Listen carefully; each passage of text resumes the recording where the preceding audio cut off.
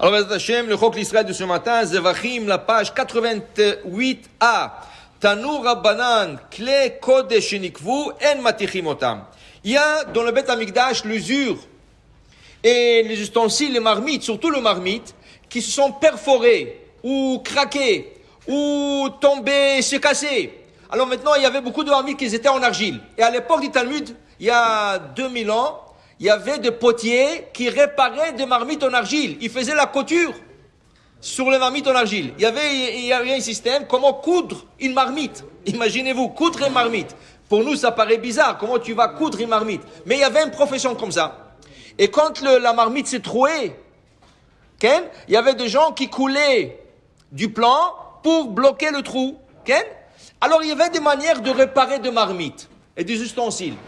La Gemara nous enseigne ce matin que Kle Kodesh, dans le Beth Amikdash, quand une marmite s'est fissurée, s'est trouée, s'est cassée, tu ne repars pas. Pourquoi? C'est la maison de Dieu. C'est la maison d'Hachem. Est-ce que tu as vu un roi, une marmite se casse, il répare une marmite? Il y a la richesse. Tu n'as pas le droit de faire ça. Tu n'as pas le droit. C'est pas... Non, tu n'as pas le droit. Tu dois te conduire avec royauté. Et la royauté, c'est d'acheter neuf. Tu n'utilises pas quelque chose qui est cassé. Okay? La même chose, la Gemara nous enseigne. Sakin shenifgam. Le couteau de la shrita, dit Rashi. Le couteau de la shrita, constamment, tu es en train de les aiguiser. Mais quand tu aiguises, tu es en train d'enlever le métal. À un certain point, le couteau est très fin. Et puisqu'il est très fin, il ne peut plus, parce que tu touches la moindre de choses, ça devient pas saoul. Okay? Et là, il y a un certain moment, c'est très difficile de réparer. Dit la Gemara, tu n'as pas le droit de garder ce couteau. Alors, qu'est-ce qu'on faisait? Dit la Gemara, Abba Shaul Omer, Abba Shaul nous enseigne, Sakin matrefet aita b'amikdash. Il y avait un couteau comme ça dans Beth Amikdash, le couteau était tellement fin que Nimnu alea Kohanim, le Kohanim, le conseil de Kohanim, le tribunal de Kohanim, ils sont assis pour voir, parce qu'il y a un tribunal de Kohanim dans Beth Amikdash pour faire des décisions, et ils ont décidé de le mettre de côté, Veganzua, et ils l'ont mis dans la Geniza. Pourquoi? Ce couteau a servi quelque chose de sacré. C'est pas un couteau de cuisine qui n'est plus bon, tu le jettes à la poubelle. Ça, c'est un couteau de Shechita de Beth Amikdash. Donc, on apprend de là aussi deux choses. On apprend de là. D'abord, dans Beth Amikdash, il faut se conduire avec royauté. Tu n'as pas le droit d'être mesquin dans le Beth Amikdash. Tu dois être royal. Okay? Deuxième chose, on apprend de là que quand quelque chose sert à une fonction sacrée, tu dois le mettre à la Geniza. Donc, une paire de téphilines, elle ne sert plus, elle est pas saoule. Tu n'as pas le droit de la jeter. Tu dois la mettre à la Geniza. Une mezouza, elle ne sert plus, ou tu l'as changée, tu veux un meilleur. Tu la mets à la Geniza. Mais la chose est, c'est pas seulement le téphilim et la mezouza, parce que cela, ils portent le nom de Dieu. Plus que ça, les boîtiers. Parce que le téphilim était dans un boîtier en plastique, ce boîtier, il est sacré. Tu n'as plus le droit de le jeter. Quand il se casse, ou quand tu dois le changer, tu le mets à la Geniza. La mezouza, tu avais un boîtier en plastique et quelqu'un vient d'Israël, il t'offre un magnifique boîtier en argent ou quelque chose de décoratif et tu veux le mettre comme souvenir, ou chose comme ça, et tu veux changer le boîtier en plastique, tu le mets à la Geniza. Okay? Mais aussi tu peux le donner à quelqu'un d'autre, tu l'utilises, t'avoir les chabracha. Mais sinon, comme ça a touché le Sefer Torah, la Geniza, plus que ça, un echal d'un Sefer Geniza, il faut trouver des endroits qui font la Geniza. Aujourd'hui, c'est un peu difficile, mais il faut trouver. Mais donc, qu'est-ce qu'ils font? Ils donnent ça normalement au cimetière. Dans le cimetière, quand ils enterrent de morts, ils mettent des sacs de Geniza. Okay? Ils mettent des sacs de Geniza. Alors, ils ramassent, et quand ils ont des sacs, quand ils enterrent n'importe quel mort, ils mettent des sacs parce que la Geniza, ça doit aller dans la terre. Regardez un echal d'un Sefer Torah. Okay? Il porte le Sefer Torah. Donc, le jour qu'on change le echal, il est trop petit, on veut avoir un plus beau, quelque chose comme ça. Qu'est-ce qu'on doit faire? On doit le démonter et on doit le mettre dans la terre, Geniza. On n'a pas le droit de le jeter. Tu n'as pas le droit de le jeter. À moins que tu trouves une communauté qui vient de commencer, Eux, ils ont besoin pour le début, ils ont besoin d'un petit echal, tu leur donnes pour commencer avec.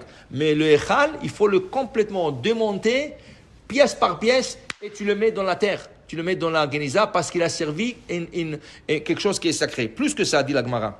La Gemara dit les habits des Kohanim.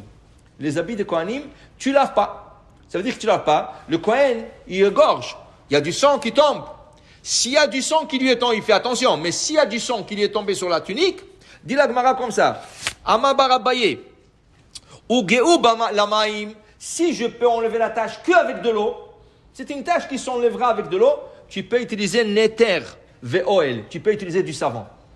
Mais si c'est une tâche qui demande plus que l'eau, ça demande vraiment un produit qui pénètre le tissu pour aller enlever, tu prends cette tunique, tu la plies, tu la mets à la Geniza. Ils ne jetaient pas les tuniques.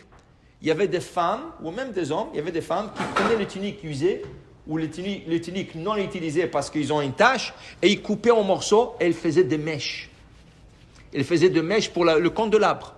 Donc le concept de recyclage existait aussi dans le temple quand on pouvait. Quand on pouvait, tu prends la tunique, c'est en laine, 100% laine. Okay? Il y a du lin aussi, il y a des tuniques en lin. Alors qu'est-ce que tu fais? Tu coupes. Alors il y avait une femme qui était excellente à ça, et elle faisait des mèches extraordinaires pour Amikdash, et Dieu voulait la récompenser.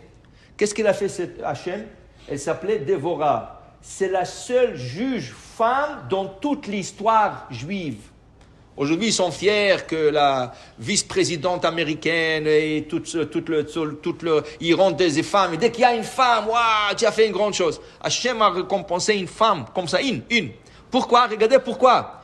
Elle faisait des mèches pour le Beth Amikdash. Et toute la journée, elle s'assoyait, faire des mèches. Et il lui a donné un chokhma, il l'a rendu juge d'Israël. Jamais on n'a trouvé une femme juge. Pourquoi? Vous savez pourquoi? Le problème était, quand les gens viennent chez elle se plaindre, ils risquent de s'isoler avec elle. Okay? Ils risquent d'avoir une isolation. Alors là, tu rentres en problème. Alors on préfère de ne pas avoir de femmes. Elle, qu'est-ce qu'elle a fait? Quand Hachem l'a nommée juge d'Israël, elle est partie dans un champ, il y avait un palmier là-bas, et on appelait le palmier Tomer Dévorah, le palmier de Dévorah. Et n'importe qui avait un problème judiciaire, il allait là-bas, Viyoshevet Tachat Tomer. Elle était assise là-bas, elle attendait, et les gens venaient se plaindre. Maintenant là-bas, il n'y avait pas d'isolation parce que c'est dans un champ. Alors les gens passaient alentour, et c'est comme ça qu'elle faisait ce jugement. Pour vous dire, quand tu fais quelque chose pour Hachem, voilà la récompense. Mais en d'autres mots, en conclusion, ce matin, dans une Beth Amikdash, on ne peut pas être misquin. La même chose dans les synagogues. Dans les synagogues, il y a d'usure des livres. Baruch Hashem, il y a des synagogues qui ont 1 minyan, il y a des synagogues qui ont 3 minyan, il y a des synagogues qui ont 1 minyan après l'autre. Okay? Avec le temps, c'est normal. Un sidur, tu l'ouvres, tu le fermes, tu le mets, tu le prends. Des fois, il tombe, tu le ramasses, il se déchire. Okay? Et les gens, quand ils viennent à la synagogue, ils aiment prier avec quelque chose de beau. Ils aiment prendre quelque chose de beau dans la main. Et quand c'est pas beau, quand c'est déchiré, ça donne pas vraiment envie de prier dedans. Okay? C'est pour ça, dès que tu vois qu'il y a trop d'usure, tu commences pas à mettre du scotch tape ici, scotch tape là. Tu essaies au début. Mais quand ça devient trop là, il faut prendre les livres, il faut prendre le Chumash, le Pentateuch, et il faut mettre à la Geniza. Ou leur donner dans une autre communauté, mais dans les synagogues, c'est la maison d'Hachem. C'est comme le Beth Amikdash, c'est mini-Mikdash. Donc, il faut se conduire avec royauté. Si la communauté a possibilité, il faut acheter un beau echal. Tout ce que tu achètes dans la synagogue, tu achètes du beau. Pourquoi? C'est la maison d'Hachem. Baruch Adonai le'olam. Amen ve'amen.